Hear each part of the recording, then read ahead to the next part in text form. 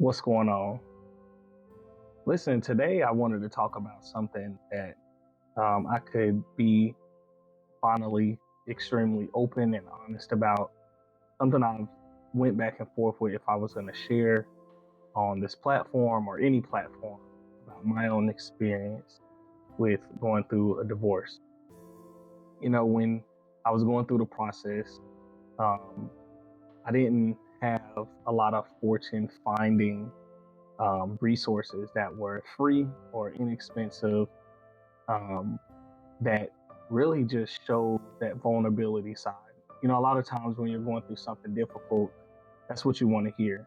You want to hear different stories, different examples of experiences that may be similar to yours or may be different. Regardless, it's an experience that's going to trigger something in you that you could use to assist with getting through your issues or problems, or maybe the good part of it, right? But it's something that you could stand on. Sometimes it's just hearing, about other people's experience that helps you, right? Um, so what I did later after my divorce, because during just didn't find a lot of stuff, not on YouTube, not on a lot of different platforms. Even now, if you search for like going through a divorce, different things like that, some of the videos that come up are like 3, 4, 5 years old, right? Um, but I wanted to pull out some key points that I feel comfortable talking about, and maybe I'll share more as time goes on.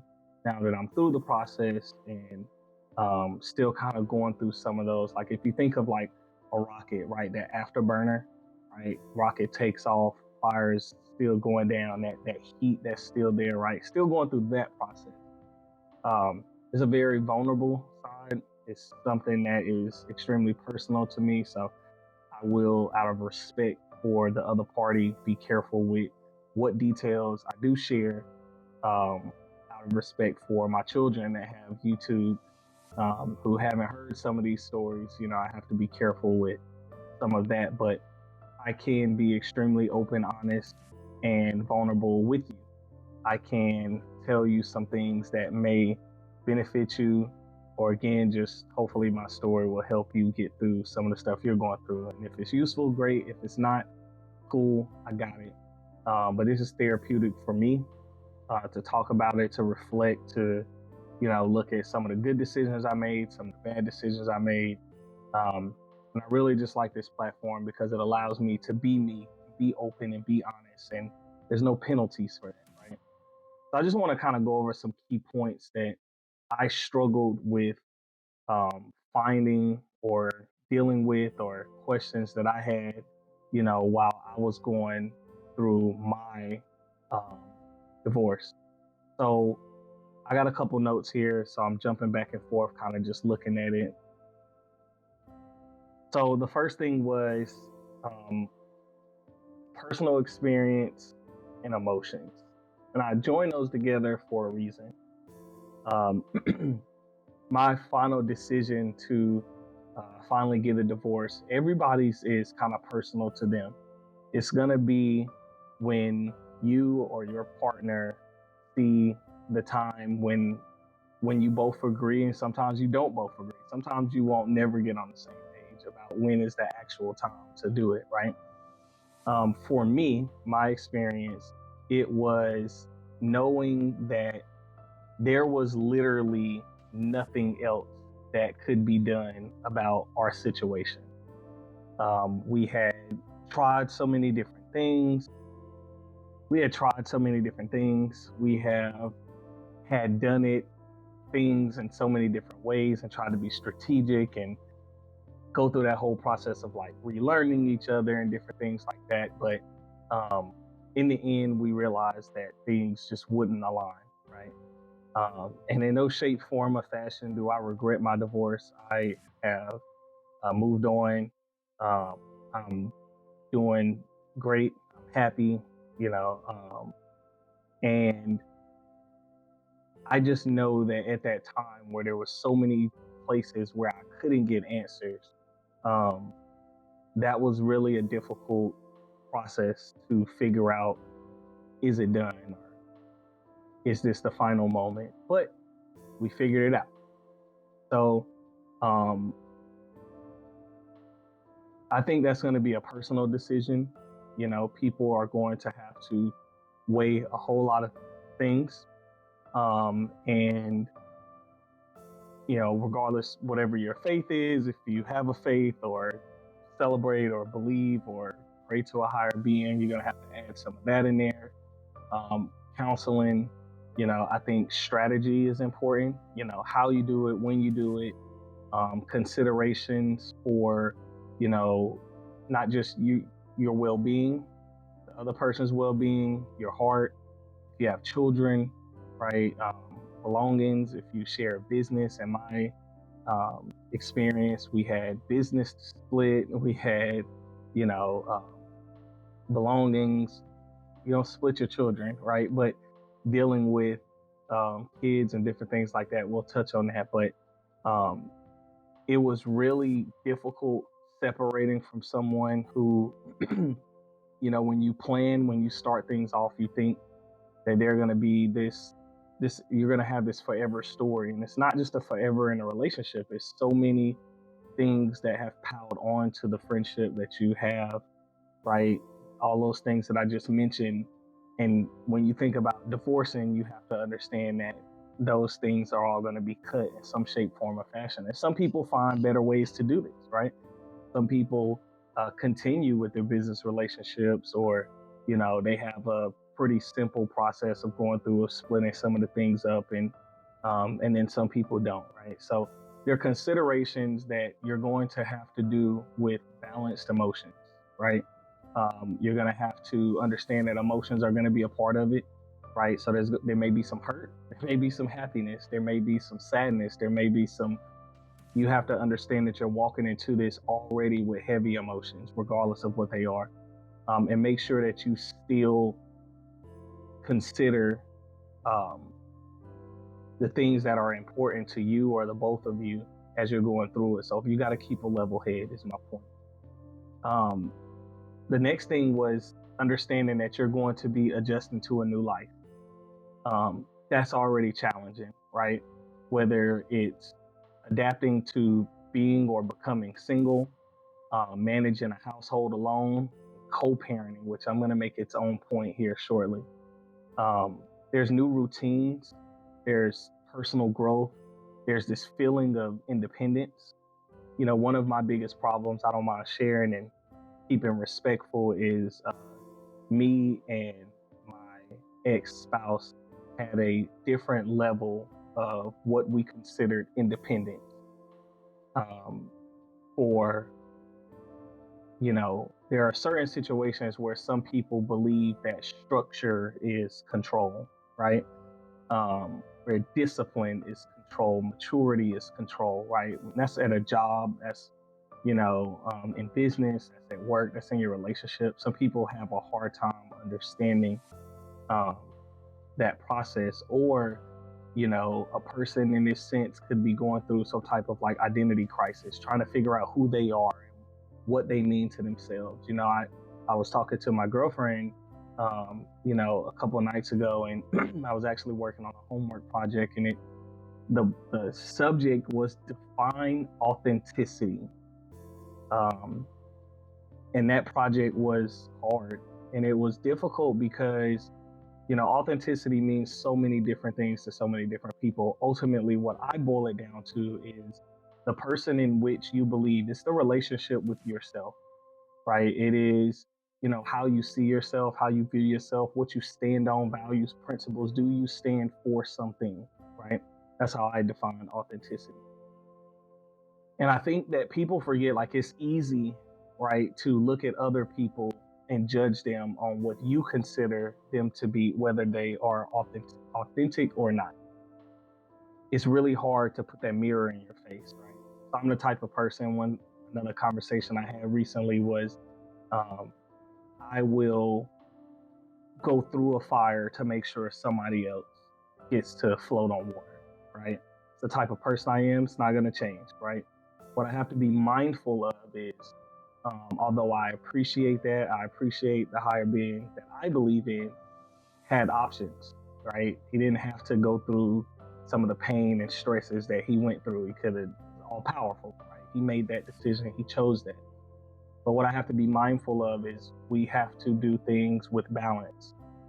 Um, and sometimes, standing up for what you believe is right may mean um, stepping away from not necessarily your values, but in that moment, some of your feelings, right? Just about doing what's right. When you're going through a process of personal growth, it takes true sacrifice. So while splitting may mean access to more activities, parties, hanging out, you know, um, rearranging priorities, which should always be done with caution. It's also one of those things where sacrifice is going to come in because now your routine has changed, right?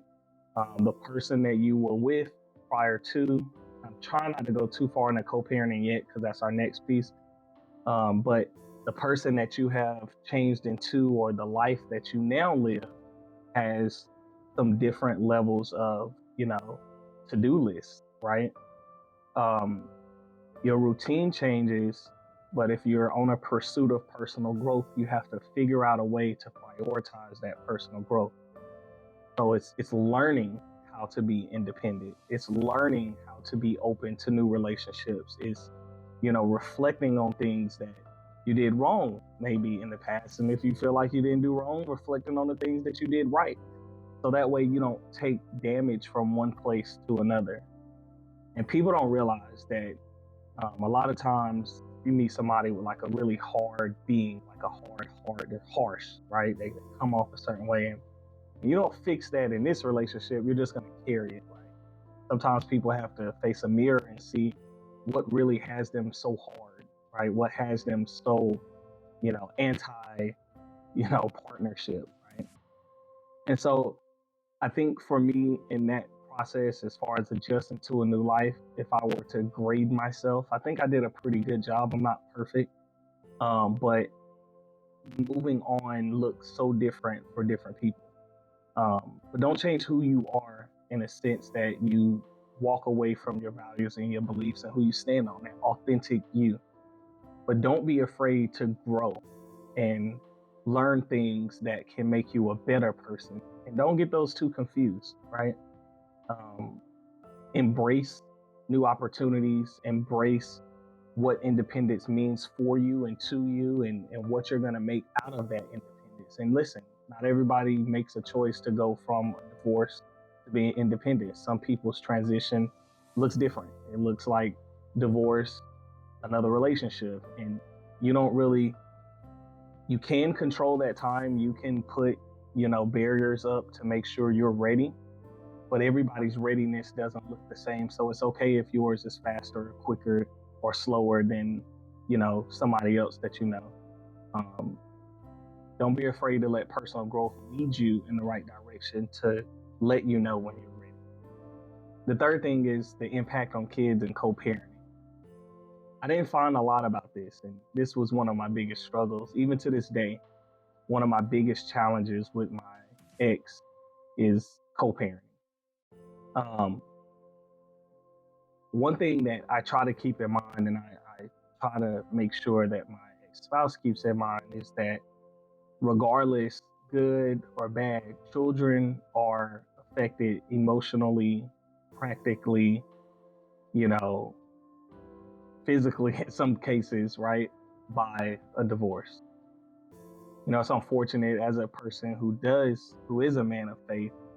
One of my biggest goals when I got married was to never get a divorce, right? It was to break the chain, break the cycle. My parents had been divorced. My ex-spouse's parents had been divorced. And I felt I had an obligation to not allow that to happen, to not allow my children to see that happen. And unfortunately, the story just didn't go that way. And that's okay. I think that as long as you keep in mind that there is an impact to your children and you can support what that impact looks like, you can add to a better situation or a worse situation. And you acknowledge that you have a responsibility there, that it can turn out good. I think for our children, um, we have done nothing but work extremely hard to, increase conversation with the children so they know what's going on. I don't hide much from my children. We don't see eye to eye on what we prioritize or care about, and that's okay. Some people look at care as basic belongings, shelter, food. Some people look at care and their parenting style as more things. What are they exposed to? What are they into? What are their goals, right? And that's okay. You're gonna have that. I'm in a lot of different like father support, father movement groups, and a lot of times I see fathers hurting because they can't get their way when it comes to how they want to parent or how they think the other person should parent. I think you have to really draw a line. You have to highlight healthy strategies for co-parenting and supporting the kids and communicating throughout this transition. And sometimes that means taking a back seat on some of those right now things that you want and allowing not just time, but process to happen so you can get closer towards approaching that situation in a different light. And it's tough. I'm only talking about these things because I've been through these things and I've had to learn, and I still go through some of these lessons. So it's really hard. Some people escape from a situation and some people grow from them, right? So when you separate yourself, you have to understand that, although you all might have at some point, been on the same path, have the same goals, similar journeys, you now have to make room to understand that now that's going to look different. So that path that might have been straight at one point may look like this now because they still feel as if they're going forward in their way and you feel as if you're going forward in the other way.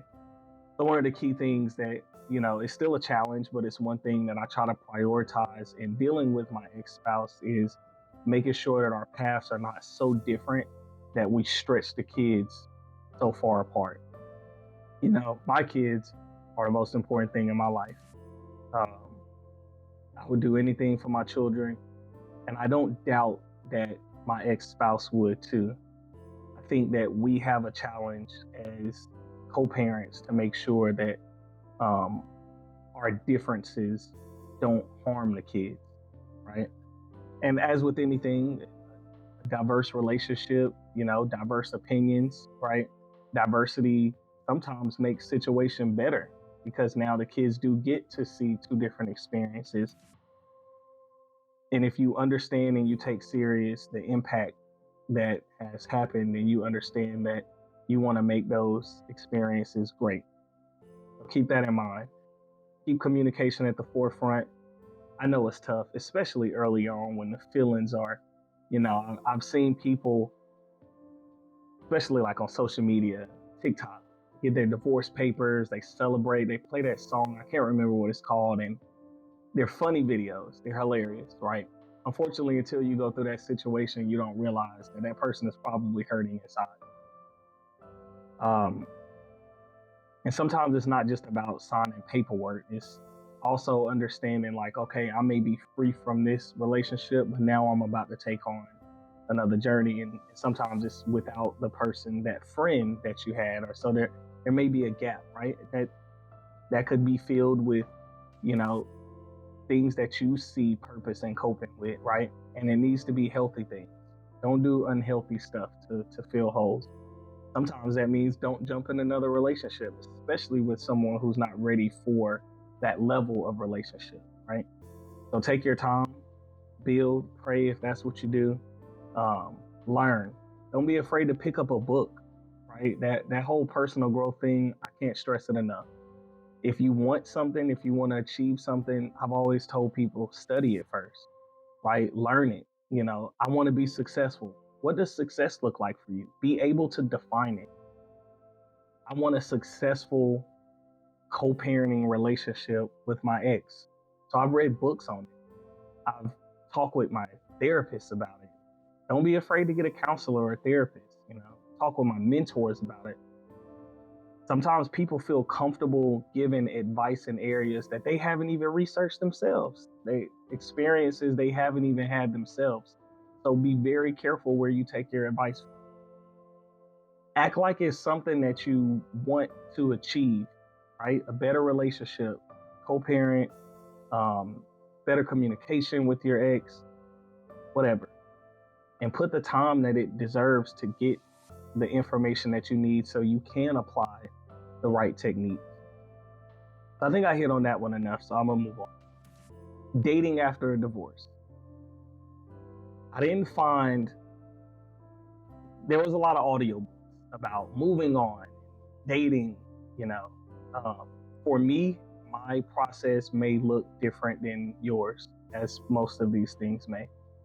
Um, I think that there's a couple of key things that you really want to focus on before you date someone new, or at least things that I was prioritizing. The first was emotional readiness. You know, being emotionally ready is a process that you don't want to speed through.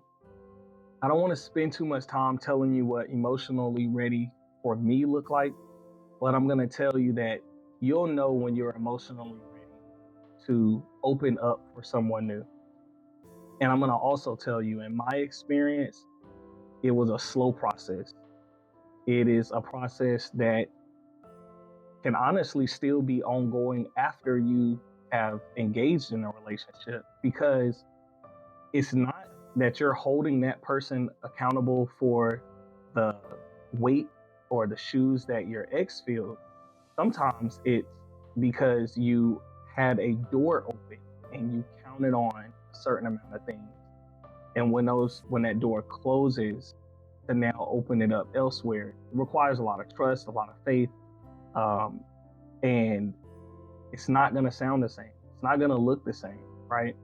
One of my mentors, his story is crazy, right? He got a divorce, and his next wife worked in the same building in which his ex-spouse, they all worked together on different floors in a very high-level job, corporate level.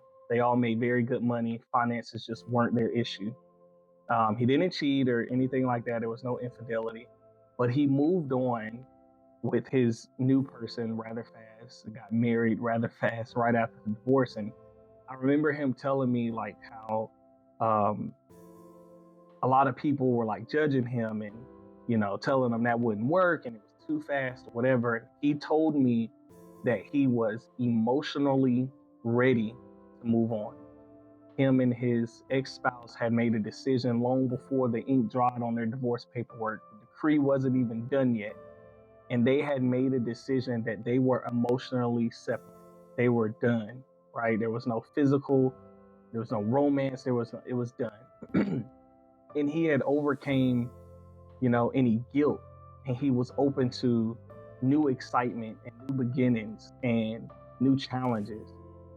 And he said, when you embrace those things and you have an understanding for what they are and what they mean to you, what that looks like, then you're ready. And so for me, I took that advice. And I think once I realized that holding on was only hurting more, I let go.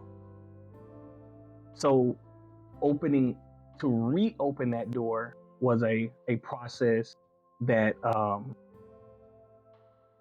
I had to balance along with life. So while life was happening, life was lifing, I also was finding a way to display my emotional stability. Not because it was important for everybody else to see, but I wanted to attract the type of person that I wanted to be with. I knew some things that were important to me. I knew how I could help a person, what I was bringing to the table, what value I believed that was important or that I had. I knew that my kids were my top priority, and I am a high achiever type personality. If you take like the Aerogram test, and I'll post the link below, that's what I qualified as based on the responses or my results. So I knew that, in Enneagram, I believe. I apologize if I said it wrong. Bringing that to the table. And so I was just very, very glad looking back that I got that advice. So I knew what things to look for. So I knew I was ready. And guess what? There was still some emotional roller coasters. There were still challenges, right? Learning gaps, different things like that. But you want to be careful blaming your ex situation for challenges that your new situations face, because it's not always aligned. Sometimes it's just you're two different people, and the person that you were with prior, you just had a lot of time and experience and y'all built on something, and so your relationship was strong. So again, trying to open that door to allow something new in, to build something strong, you got to take your time. The dynamics of a new relationship may be different from before, and that's okay. Number 5, coping with grief, healing. The grieving process for me was tough because of the break of the family unit. That doesn't mean I didn't love my ex-spouse at the time and different things like that. And again, I've happily moved on. I personally feel I'm in a much better situation.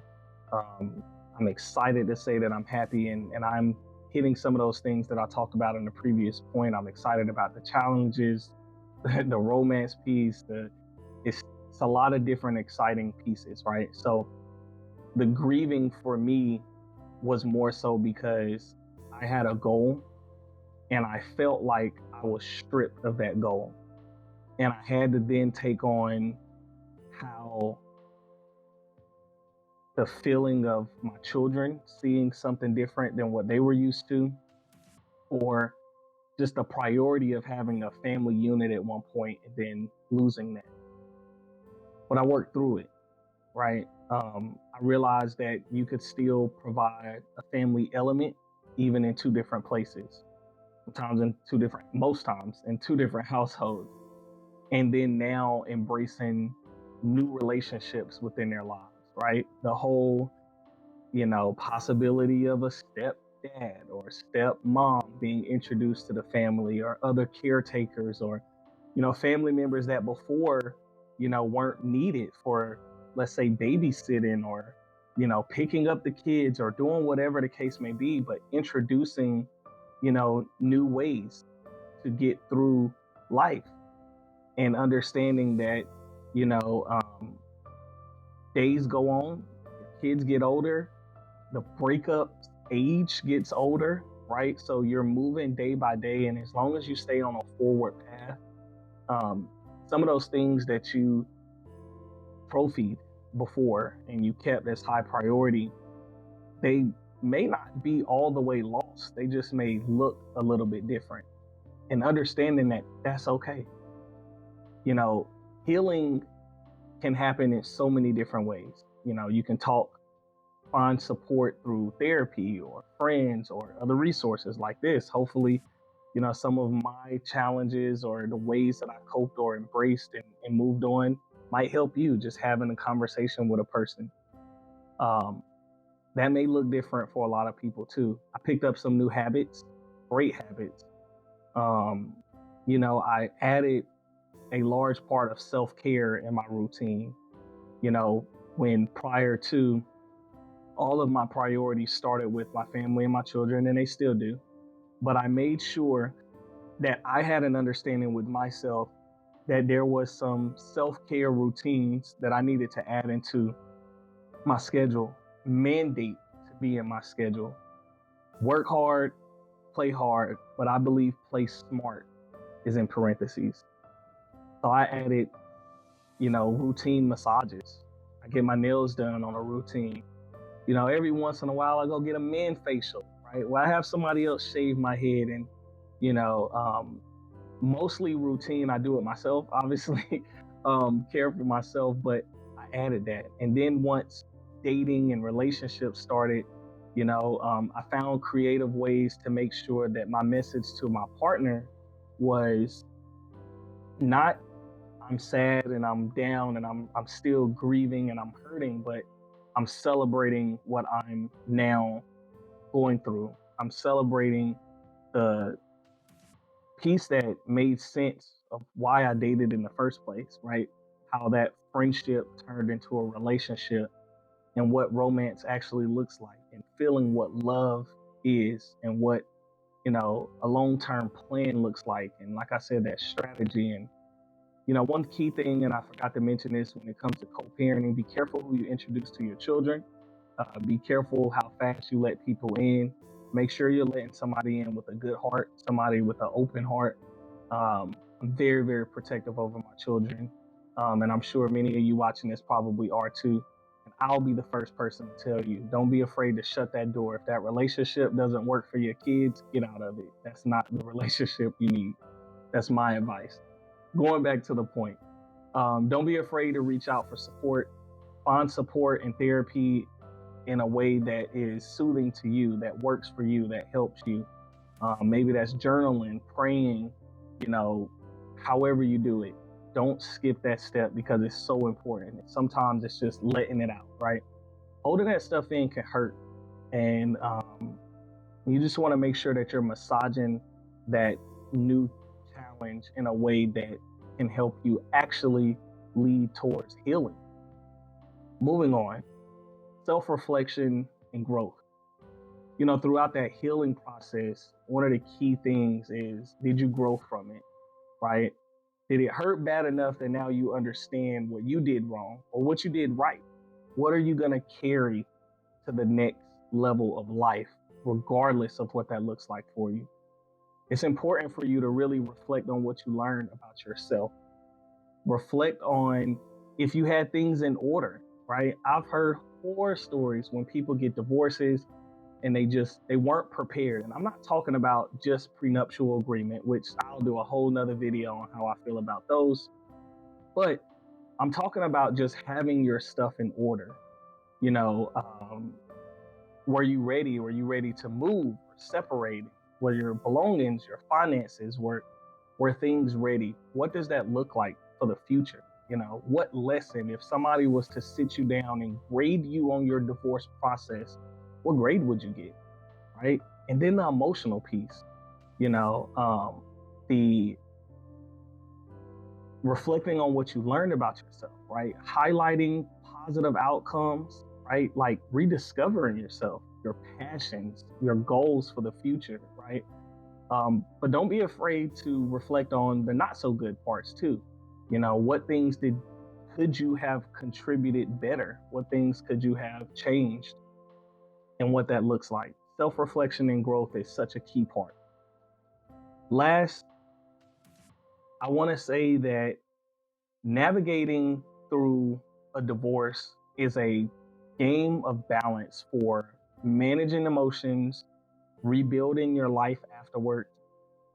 I believe that not all situations are similar or mirror each other, but there's so many different ones or so many different stories that could be somewhat near what you're going through. I think the key to getting through all of this is understanding that these processes are a piece of it. They're not the easiest pieces, they're not the prettiest pieces, but they don't always have to be the ugliest pieces. And my transition, to be honest, as tough as I feel it was for me, in comparison to some of the horror stories I've read and heard about, even dealing with my ex-spouse, I don't think I'm living a nightmare. Far from it. I thank God for, the ability to see what things we could do to better our situation and to have that, to have open communication, to have loving, healthy, beautiful children that love and support us and we love and support them, to have family and resources to be able to get through. And I challenge you to look for those, while you're going through your situation. It's not always easy, but it doesn't always have to be so hard that you can't get through it. So hopefully this helps. I do plan on posting a little bit more about about my experience, about maybe break down some of these things a little bit more. Um, I won't ever bash my ex. So if you're here to try to hear me bash, that won't happen. Um, but I hope that in your process too, you consider that and you think about it and you add some things that are going to help you get through it better. I hope the best for you. I'm praying for you. And I hope that you take this challenge and you learn and grow from it. Divorce is just not a fun process. Sometimes it betters a situation. Thanks.